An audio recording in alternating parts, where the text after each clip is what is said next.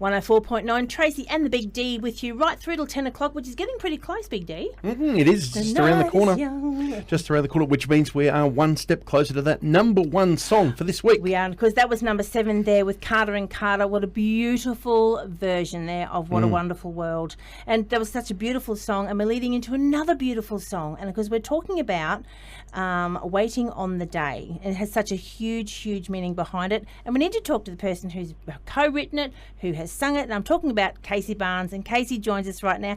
Casey, what a beautiful, beautiful song. Thank you. Thank you very much, and thanks for having me. Wow. For the people at home that don't know about the song, it is called Waiting on the Day, and it is not released until Friday. However, they can get onto iTunes right now and pre-order it, can't they? Absolutely they can. It comes out on Friday, and I think it's up as of today on iTunes for pre-order. So, but no, the response I think to the clip's been pretty overwhelming so far. So it's nice that people are liking the song, and it's a pretty special song for us. Okay, so I understand that you've partnered up with Rick Price, who I just love his song "You're Never Alone," and I think that reflects, because that's my favourite song of Rick Price's. And when I hear this song, not that it's anything like it, but it does have that same sort of a feeling for me. Yeah, you're right, and that's one of my favourite songs of his as well. And we've been fortunate enough to be working together for the last couple of years and co-writing.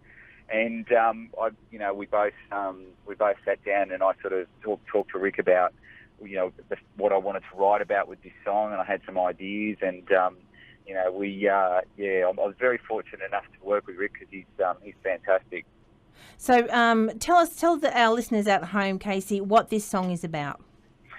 Well, it's a song that's it's a personal one for us. My wife and I, we sadly we lost a baby a couple of years ago, and it was just something that happens to many parents around Australia every year, and often they feel as though they can't talk about it, or it's a subject matter that's difficult to touch on, and I guess this song's a tribute to our little girl and any parent who's lost a child. So it's definitely a special song for us, and I hope that any other parent can relate to it that has experienced the same type of thing.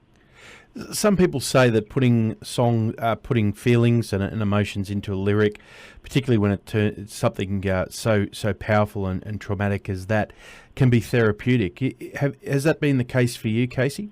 Yeah, absolutely. I think blokes handle grief sometimes a little bit differently to their partner, and for me, I found that was the most therapeutic thing for me, was to actually write that song. And it wasn't up until that I actually wrote it that I actually felt I'd faced it head on and actually got through the whole thing in my own head. So it was a hard song to write, but I'm really glad I did. And Rick was a great person to actually write the song with, because he's such a great guy and a great songwriter. And I remember the day we were sitting in my lounge room writing the song. There was a moment where we actually both stopped, and Rick just went, "Man, this song has actually hit me." And he had a quiet little tear, and we were both a bit emotional about the whole thing. But it's a song I'm glad I wrote. Well, you know what, folks, let's have a listen to it right now. Here's Casey Barnes, Waiting on the Day. 104.9. Darren, if that does not just get you, it's just beautiful, isn't it? Absolutely beautifully written. And it's not a sad song. It's just saying, hey, we're going to remember. And look, we're going to live. We're going to live. Every person that's had some sort of grief in their life, and will be able to have their own moment with that song, Casey. Yeah, it's funny. I performed it at a gig last weekend, and I've only played it a handful of times so far, and I actually had a guy come up to me at the end of the gig and just say, "Look, mate, I want to thank you for playing that song." He said, "I know what the song's about, but I just want to thank you because I actually lost my mother only a couple of months ago, and so that resonated with me on that level." So, I guess it's nice that it's a song that people can relate to on different levels. So it's good. And it'll be that way of It will, helping definitely. them get their connection and take something out of it. So thank you for putting that together, and thank you for teaming up with one of our favourites, Rick Price, because he's just a gentleman and a master at what he does. He is, and he's a good man. He is a good man. So, Casey, there's not much left of it, but what has the rest of 2014 got in store for you? Because I know you've got a fairly big 2015 coming up, so let us in on a little bit of a scoopy. What's happening?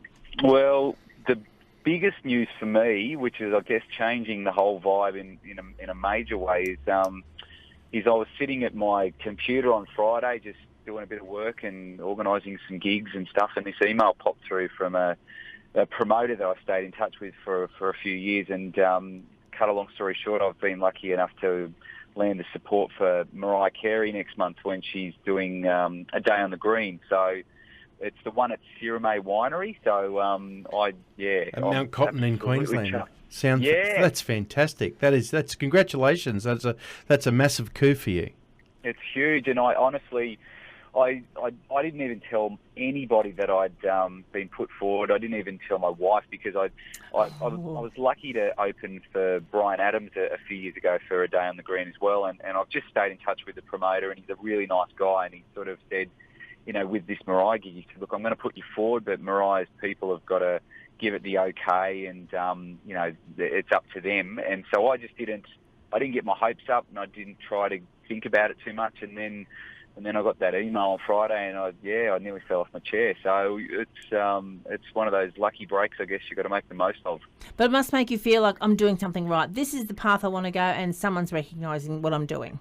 Absolutely, it's exactly the same thing I was thinking, and I think also finally all the hard work feels like it's paying off, because there's a lot of Aussie singer-songwriters out there that are super talented, and they work their backsides, off, and they sometimes don't get those breaks. And I think, when something like this comes along, you've got to grab it and make the most of it. So, there's a few exciting things. Well, I can just see your bucket list now, okay?